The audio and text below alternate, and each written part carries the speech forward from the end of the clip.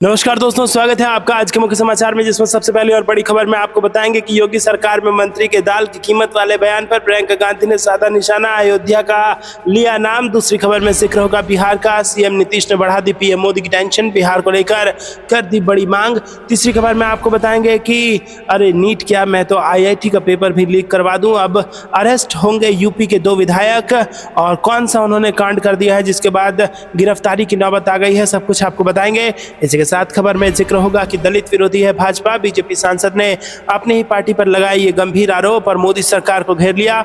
और इसी के साथ खबर में आगे जिक्र होगा बंगाल का। बंगाल की मुख्यमंत्री ममता बनर्जी बोली कि भाजपा और मीडिया राज्य को कर रही है बदनाम, महिला से हिंसा के वीडियो 2 साल पुराना। दोस्तों, इसी प्रकार की तमाम बड़ी खबरें आपके लिए लेके आए हैं, लेकिन उससे पहले अगर आपको भी ऐसा लगता है कि यहाँ पर विपक्ष हो चुका है पूरी तरीके से मजबूत और अब मोदी सरकार की जवाबदेही संसद से लेकर सड़क तक होगी तय, तो वीडियो कीजिए लाइक और चैनल को सब्सक्राइब करके बेल आइकन दबाकर कमेंट में लिखिए जय हिंद। रुक करते हैं सबसे पहले और बड़ी खबर की तरफ। योगी सरकार में मंत्री दाल की कीमत वाले बयान पर प्रियंका गांधी ने साधा निशाना, अयोध्या का लिया नाम। जी दोस्तों, आपको बता दें कि यहाँ पर योगी आदित्यनाथ सरकार में कृषि मंत्री सूर्य प्रताप शाही ने दाल के भाव पर बयान देकर सियासी सरगर्मी बढ़ा दी है और उनके इस बयान को लेकर अब सियासी प्रतिक्रियाएं भी सामने आ रही हैं। इसको लेकर प्रियंका गांधी ने भी यूपी के कृषि मंत्री पर सोशल मीडिया के जरिए निशाना साधा है।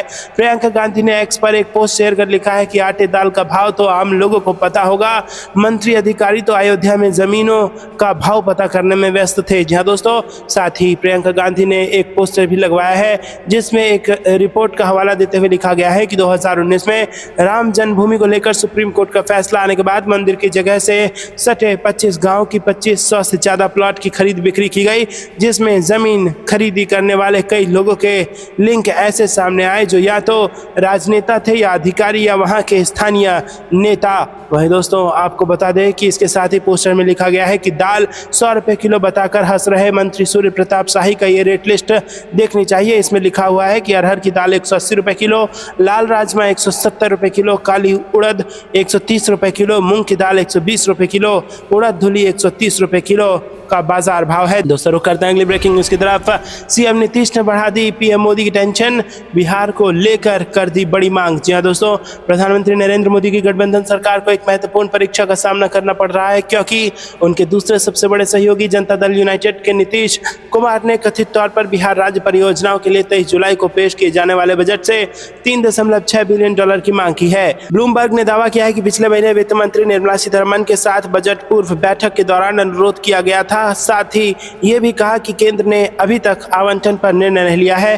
तेलुगु देशम पार्टी के एन चंद्रबाबू नायडू ने भी अगले कुछ वर्षों में आंध्र प्रदेश के लिए $12 अरब से अधिक का अनुरोध किया है। रिपोर्ट में कहा गया है कि बिहार और आंध्र प्रदेश के संयुक्त अनुरोध सरकार के 22 लाख करोड़ रुपए के वार्षिक खाद्य सब्सिडी बजट के आधे से अधिक हैं। केंद्रीय बैंक से रिकॉर्ड लाभांश और बढ़े हुए कर राजस्व ने इस वर्ष कुछ राजकोषीय छूट प्रदान की है। दोनों सहयोगी अपने राज्यों में अधिक उधार लेने की क्षमता पर जोर दे रहे हैं और बिहार बिना किसी शर्त के 1% अतिरिक्त उधार की गुंजाइश चाहता है, जबकि आंध्र प्रदेश ने कथित तौर पर 0.5% का अनुरोध किया है। रुक करते हैं अगली ब्रेकिंग न्यूज की तरफ।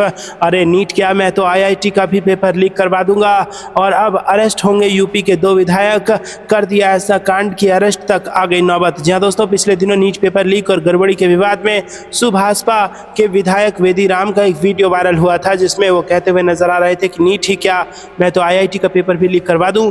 वीडियो वायरल होते ही सुभाषपा के चीफ ओम प्रकाश राजभर और उनके बेटे ने गृह मंत्री से मुलाकात कर इस बाबत सफाई दी है, लेकिन अब विधायक वेदी राम और निषाद पार्टी के विधायक विपुल दुबे को गिरफ्तार कर कोर्ट में पेश करने का आदेश दिया गया है।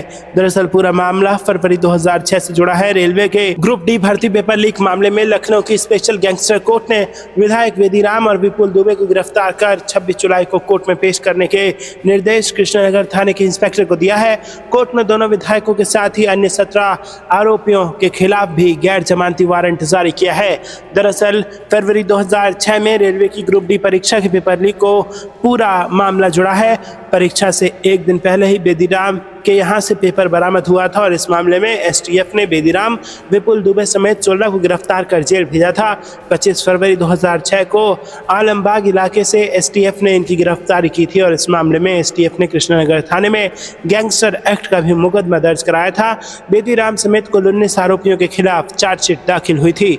रुक करते हैं अगली ब्रेकिंग न्यूज की तरफ। दलित विरोधी है बीजेपी सांसद ने अपनी ही पार्टी पर लगाए गंभीर आरोप और मोदी सरकार को घेर दिया। जी हाँ दोस्तों, बीजेपी को उसी के सांसद ने दलित विरोधी करार दिया है और वरिष्ठ सांसद रमेश जगाजिनानी ने अपनी ही पार्टी को दलित विरोधी करार देते हुए घेरा है। कर्नाटक के प्रमुख दलित नेता और बीजेपी सांसद जो 7 बार के सांसद रह चुके हैं, उन्होंने मोदी कैबिनेट में दलितों की कम हिस्सेदारी होने पर चिंता जाहिर की है। प्रेस से बात करते हुए रमेश जगाजिनानी ने मोदी कैबिनेट से बाहर किए जाने को लेकर बात की और उन्होंने बताया कि कैसे उनके कई समर्थक केंद्रीय कैबिनेट में जगह नहीं मिलने से निराश है। उन्हें बीजेपी को दलित विरोधी उन्होंने बताया और कहा कि मोदी कैबिनेट 3.0 पूरी तरह से सवर्ण जातियों के मंत्रियों से भरी हुई है। जगाजिनानी ने कहा कि मुझे कैबिनेट पद की जरूरत नहीं है, मुझे लोगों की जरूरत है। अब मैं वापस लौटा तो कई लोगों ने मुझे कोसा, लोगों ने मुझसे बहस की, उन्होंने मुझे बीजेपी के दलित विरोधी होने के बारे में आगाह किया था। उन्होंने आगे कहा कि लोगों का कहना है कि ये न्याय है या अन्याय। पूरे दक्षिण भारत में मैं एकमात्र दलित नेता हूं जो 7 बार सांसद चुना गया।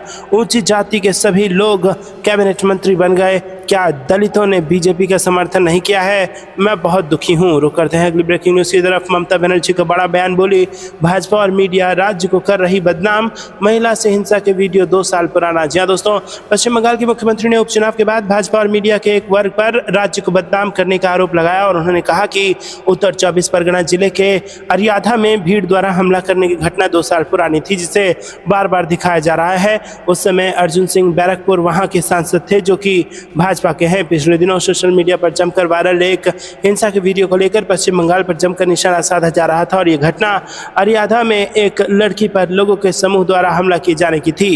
हालांकि इस वीडियो के वायरल होने के बाद पुलिस मामले का स्वतः संज्ञान लेते हुए मामला दर्ज किया और इसके अलावा स्थानीय टीएमसी नेता और मुख्य संदिग्ध जयंत सिंह सहित 3 लोगों को गिरफ्तार भी किया गया। बुधवार को ममता बनर्जी ने इस मामले पर नाराजगी व्यक्त करते हुए भाजपा और मीडिया के एक वर्ग को आरोपी बताया। रुक करते हैं अगली ब्रेकिंग न्यूज की तरफ। महाराष्ट्र से बड़ी खबर, महाविकास अघाड़ी में सीट बंटवारे पर बातचीत जारी, कांग्रेस अधिकतम सीटों पर उतार सकती है उम्मीदवार। जी हां दोस्तों, महाराष्ट्र में इस साल के अंत में विधानसभा चुनाव होना है। ऐसे में कांग्रेस, राष्ट्रवादी कांग्रेस पार्टी, एनसीपी, एसपी और शिवसेना यूबीटी समेत अन्य दल वहां महाविकास अघाड़ी गठबंधन में सीट बंटवारे पर चर्चा चल रही है। प्रक्रिया में महाराष्ट्र विधानसभा के 288 सदस्यों के चुनाव के लिए इस साल के अंत में महाराष्ट्र विधानसभा चुनाव होने हैं और आपको बता दें कि इससे पहले मंगलवार को 3 प्रमुख सहयोगियों कांग्रेस, एनसीपी, एसपी और शिवसेना यूबीटी के शीर्ष नेताओं ने बैठक की और सीट बंटवारे के फार्मूले पर विचार विमर्श किया। कांग्रेस के सूत्रों के मुताबिक पार्टी के 120-130 विधानसभा सीटों पर चुनाव लड़ने की संभावना है। आगामी चुनाव में शिवसेना 90 से 100 सीटें जबकि एनसीपी, एसपी 75 से 80 सीटों पर चुनाव लड़ेगी। महाराष्ट्र कांग्रेस इकाई सीट बंटवारे पर चर्चा के लिए आज से 2 दिवसीय बैठक आयोजित करने वाली है और इससे पहले 29 जून को Maharashtra Bharatiya Janata party core committee के समापन के बाद पार्टी के प्रदेश अध्यक्ष आशीष शेलार ने कहा था कि भाजपा अपने महायुति सहयोगियों के साथ विधानसभा चुनाव लड़ेगी और बैठक में उसी के लिए एक रोड मैप तय किया गया था। शेलार ने कहा कि महाराष्ट्र के बजट की सराहना करते हुए एक प्रस्ताव पारित किया गया जिसमें किसानों, युवाओं, महिलाओं आदि सहित समाज के सभी वर्गों के कल्याण को शामिल किया गया है। उन्होंने कहा कि भाजपा अपने महायुति सहयोगियों के साथ विधानसभा चुनाव लड़ेगी और बैठक में इसके लिए एक रोड मैप तैयार किया गया है।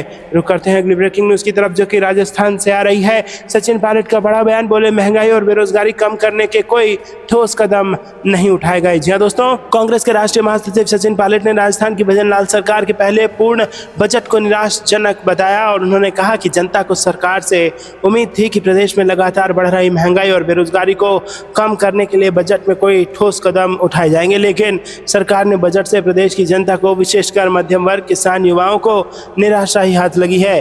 दोस्तों, पायलट ने कहा कि हरियाणा के बाद देश में सबसे अधिक बेरोजगारी दर वाले राजस्थान की बेरोजगारी दर को कम करने का सरकार द्वारा बजट में कोई रोड मैप प्रस्तुत नहीं किया गया है। उन्होंने कहा कि सरकार को बेरोजगारी को कम करने के लिए अगले 5 सालों में 4 लाख भर्तियां करने का संकल्प मात्र लेने के स्थान पर इसके लिए ठोस कार्य योजना प्रस्तुत करनी चाहिए थी। उन्होंने कहा कि बेरोजगारी भत्ते पर बजट में चुप्पी साध ली गई जिससे सरकार की मंशा पर सवाल उठते हैं। उन्होंने कहा कि प्रदेश में महंगाई को कम करने के लिए भी बजट में कोई उल्लेख नहीं किया गया है। अमीर और गरीब के बीच बढ़ती खाई को कम करने के लिए कोई काम नहीं किया गया। केंद्र और प्रदेश में भाजपा की सरकार होने के बावजूद पेट्रोल, डीजल, केरोसिन के दामों को कम करने के लिए कोई कदम नहीं उठाया गया। पायलट ने कहा कि केंद्र सरकार से मिलने वाली राशि का बजट भाषण में कोई उल्लेख नहीं है और ना ही ये उल्लेख है कि ERCP और यमुना परियोजना के लिए केंद्र सरकार से इस वर्ष क्या सहयोग मिलेगा। उन्होंने कहा कि बिजली कंपनियों पर कर्ज का बार बार उल्लेख किया गया है, लेकिन भाजपा सरकार इस कर्ज को किस तरह कम करेगी इसका कोई रोड मैप बजट में नहीं रखा गया है। नए उद्योग हब बनाए जाने के साथ साथ वर्तमान MSME उद्योगों को घाटे से बाहर लाने के लिए कोई दृष्टिकोण प्रस्तुत नहीं किया गया है। उन्होंने कहा कि जिन बड़ी योजनाओं की घोषणाएं की गई हैं उनमें से अधिकतर योजनाओं पर इस वर्ष बहुत कम व्यय होना दिखाई देता है। रुक करते हैं अगली ब्रेकिंग न्यूज की तरफ। अचानक तेजस्वी यादव के विधानसभा क्षेत्र में पहुंचे राजद सुप्रीमो लालू प्रसाद यादव, कार्यकर्ता के भाई की शादी में हुए शामिल, मृतक के परिजनों को दी सांत्वना। जी हाँ दोस्तों, आपको बता दें कि तेजस्वी यादव के विधानसभा क्षेत्र राघोपुर में RJD सुप्रीमो लालू प्रसाद यादव पहुंचे, जहां अपने कार्यकर्ता राजकुमार राय के छोटे भाई सुजीत कुमार के शादी समारोह में वो शामिल हुए।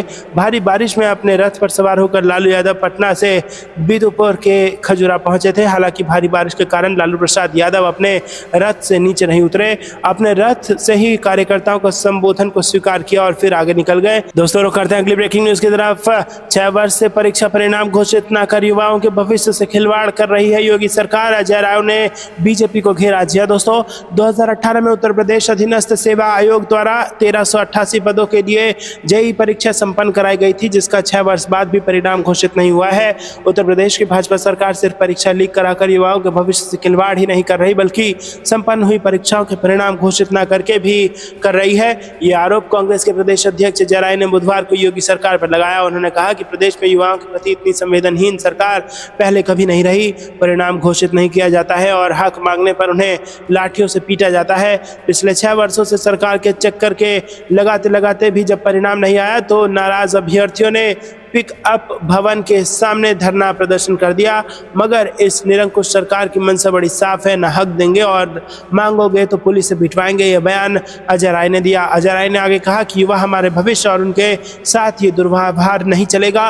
कांग्रेस पार्टी मांग करती है कि परिणाम जल्द से जल्द घोषित किया जाए, अन्यथा की दशा में कांग्रेस पार्टी अभ्यर्थियों के हित में आंदोलन के लिए बाध्य होगी। रुक करते हैं अगली ब्रेकिंग न्यूज की तरफ। उपराष्ट्रपति पर कपिल सिब्बल का निशाना, विपक्षी नेताओं को लगातार रोकने का मढ़ा आरोप, पीएम को भी घेरा। जी हाँ दोस्तों, राज्यसभा सांसद कपिल सिब्बल ने उपराष्ट्रपति जगदीप धनखड़ के काम करने के तरीके पर सवाल उठाए हैं। उन्होंने दावा किया कि धनखड़ द्वारा सदन में विपक्ष के सदस्यों के संबोधन में लगातार व्यवधान डाला जा रहा है। सिब्बल ने जम्मू कश्मीर में हुए आतंकी हमले समेत कुछ मुख्य मुद्दों को लेकर केंद्र सरकार पर भी निशाना साधा है। उन्होंने ये भी दावा किया कि भारतीय जनता पार्टी से जुड़े नेताओं में अयोध्या में जमीन खरीदी है और इसके अलावा सिब्बल ने देश की मौजूदा आर्थिक स्थिति पर भी टिप्पणी की। जहां दोस्तों राज्यसभा सांसद ने कहा कि सदन में विपक्षी नेताओं के भाषण को टीवी पर नहीं दिखाया जाता। उन्होंने कहा कि राज्यसभा अध्यक्ष बार बार विपक्ष के नेताओं के भाषणों में हस्तक्षेप करते हैं। जब धनखड़ कहते हैं कि कुछ भी रिकॉर्ड में नहीं जाएगा तो माइक बंद कर दिया जाता है। सिब्बल ने कहा कि पीएम मोदी ने पूर्व उपराष्ट्रपति अध्यक्ष हामिद अंसारी के काम करने के तरीके को लेकर गलत टिप्पणी की और ये ठीक नहीं है। किसी भी सदस्य को राज्यसभा अध्यक्ष पद का सम्मान करना चाहिए और उनकी पीठ पीछे उनके खिलाफ टिप्पणी नहीं करनी चाहिए। सिब्बल ने कहा कि ऐसे आरोपों के सत्यापन की भी आवश्यकता है। कपिल सिब्बल का यह बयान कांग्रेस नेता जयराम रमेश की टिप्पणियों के बाद आया है। दरअसल कांग्रेस महासचिव जयराम रमेश ने पूर्व उपराष्ट्रपति हामिद अंसारी के खिलाफ कथित तौर पर अपमानजनक टिप्पणी करने के लिए प्रधानमंत्री मोदी के खिलाफ विशेष अधिकार हनन की कार्रवाई शुरू करने की मांग की थी। 2 जुलाई को प्रधानमंत्री नरेंद्र मोदी ने राष्ट्रपति के अभिभाषण पर लाए गए धन्यवाद प्रस्ताव पर चर्चा का जवाब देते हुए कहा था, चाहे वो कितनी भी संख्या का दावा करे, जब हम 2014 में आए थे तो राज्यसभा में हमारी ताकत बहुत कम थी और सभापति का झुकाव कुछ हद तक दूसरी तरफ था, लेकिन हम गर्व के साथ देश की सेवा करने के अपने संकल्प से नहीं डिगे। उन्होंने आगे कहा था कि मैं देश की जनता को कहना चाहता हूं कि आपने जो निर्णय किया है, आपने हमें सेवा करने का जो आदेश दिया है, ऐसी किसी भी बाधा से ना तो मोदी डरेगा और ना ही ये सरकार डरेगी। रुक करते हैं अगली ब्रेकिंग न्यूज की तरफ। मोदी सरकार बहुमत खोने के बाद अब तेजी से काम करेगी, आंध्र प्रदेश को लेकर कांग्रेस का तंज। जी हाँ दोस्तों, दोस्तों आपको बता दें कि आंध्र प्रदेश के मुद्दे पर कांग्रेस ने केंद्र की मोदी सरकार पर तीखा हमला बोला। कांग्रेस महासचिव जयराम रमेश ने तंज कसते हुए लिखा कि मोदी सरकार अब बहुमत खोने के बाद शायद आंध्र प्रदेश पुनर्गठन कानून 2014 पर तेजी से काम करेगी। जयराम रमेश का यह बयान उन मीडिया रिपोर्ट्स के बाद सामने आया है जिनमें दावा किया गया है कि केंद्र सरकार ने राज्य सरकार की आंध्र प्रदेश में तेल रिफाइनरी और पेट्रोकेमिकल हब बनाने की मांग मान ली है और इसके लिए केंद्र सरकार राज्य में 60,000 करोड़ रुपए निवेश करेगी। दोस्तों रुक करते हैं अगली ब्रेकिंग न्यूज की तरफ। रुपौली की जनता ने जेडीयू को नकारा। पप्पू यादव बोले, कांग्रेस की विचारधारा जहां खड़ी रहेगी मैं वहां खड़ा रहूंगा। जी हां दोस्तों, बिहार की रुपौली विधानसभा सीट पर हुए उपचुनाव पर निर्दलीय सांसद पप्पू यादव ने बड़ा बयान दिया है। उन्होंने जेडीयू पर हमला करते हुए कहा कि मेरा मानना है कि रुपौली की जनता ने जेडीयू को नकार दिया है। पप्पू यादव ने कहा कि मेरे लिए कोई चुनौती नहीं है, मेरे जीवन पर आम आदमी और गरीब का अधिकार है, मैं वही करता हूं जो समाज को अच्छा लगता है। रुपौली अत्यंत पिछड़ा और अल्पसंख्यकों का इलाका है। 20 सालों से रुपौली ने जेडीयू को वोट दिया। ये 20 सालों से इतना पिछड़ा क्यों है? कांग्रेस की विचारधारा जहां खड़ी रहेगी वहां पप्पू यादव खड़ा रहेगा। मेरा मानना है कि रुपौली की जनता ने जेडीयू को नकार दिया है। बता दें कि बिहार की रुपौली विधानसभा सीट पर बुधवार को हुए उपचुनाव में 52.75% मतदाताओं ने अपने मताधिकार का इस्तेमाल किया। इस दौरान पुलिस टीम पर भीड़ के हमले में एक अधिकारी समेत 2 पुलिसकर्मी घायल हो गए। बिहार के मुख्य निर्वाचन अधिकारी कार्यालय के अनुसार शाम 6 बजे तक कुल 3,13,664 मतदाताओं में से 52.75% ने अपने मताधिकार का इस्तेमाल किया। दरअसल रुपौली से 3 बार विधायक रही बीमा भारती कुछ महीने पहले मुख्यमंत्री नीतीश कुमार की पार्टी जनता दल यूनाइटेड छोड़कर राजद में शामिल हो गई थी और इस वजह से इस सीट पर उपचुनाव हुआ है। रुक करते हैं अगली ब्रेकिंग न्यूज की तरफ। उत्तर से लेकर दक्षिण तक बीजेपी को घेरने वाला प्लान। राहुल गांधी और प्रियंका गांधी की जोड़ी अब करने जा रही है बड़ा काम। जी हां दोस्तों, कांग्रेस नेता राहुल गांधी पार्टी के लिए देश भर में लगातार जमीन तैयार कर रहे हैं। कभी वो मणिपुर जा रहे हैं तो कभी हाथरस। उन्हें कभी असम में बाढ़ पीड़ितों से मिलते हुए देखा जा रहा है तो कभी रायबरेली में मरीजों से। रायबरेली वही सीट है जिसे राहुल गांधी ने जीती हुई वायनाड सीट को छोड़कर चुना है। राहुल गांधी रायबरेली का 2 बार दौरा कर चुके हैं और यूपी में राहुल गांधी का ये तीसरा दौरा है। अब लगता है कि यूपी में कांग्रेस को दोबारा जिंदा करने की जिम्मेदारी राहुल गांधी ने उठा ली है। पहले यूपी की जिम्मेदारी प्रियंका गांधी के कंधों पर थे, लेकिन अब उन्हें वायनाड से चुनाव लड़ने का जिम्मा सौंपा गया है। मतलब एक पास है उत्तर तो दूसरे के पास है दक्षिण। कांग्रेस की भाई बहन की जोड़ी ने बीजेपी की मुश्किलें बढ़ा दी है, क्योंकि अगर प्रियंका वायनाड से जीतती हैं तो देश के दोनों छोरों से पार्टी अब बीजेपी को घेरने वाली है। तो दोस्तों आपको बता दें कि राहुल गांधी ने हाल ही में रायबरेली का दौरा किया, जहां उन्होंने एम्स पहुंचकर मरीजों का हालचाल जाना। उन्होंने न्यूरोलॉजी डिपार्टमेंट में एक 10 साल की बच्ची के साथ लूडो भी खेला और राहुल गांधी के यूपी दौरे को लेकर कहा जा रहा है कि वो अब ये संदेश देने की कोशिश कर रहे हैं कि वो इस राज्य को लेकर बेहद गंभीर हैं और राहुल के इस तरह के दौरों से पार्टी को यूपी में मजबूती मिलने वाली है। यही वजह है कि राहुल गांधी ने वायनाड को छोड़कर रायबरेली सीट को अपनी संसदीय सीट के तौर पर चुना। रुक करते हैं अगली ब्रेकिंग न्यूज की तरफ। एमएसपी की कानूनी गारंटी, कर्ज माफी, फिर शुरू होगा आंदोलन। संयुक्त किसान मोर्चा का ये बड़ा ऐलान। जी हां दोस्तों, संयुक्त किसान मोर्चा ने घोषणा की है कि वो अपनी लंबित मांगों के लिए फिर से आंदोलन शुरू करेगा।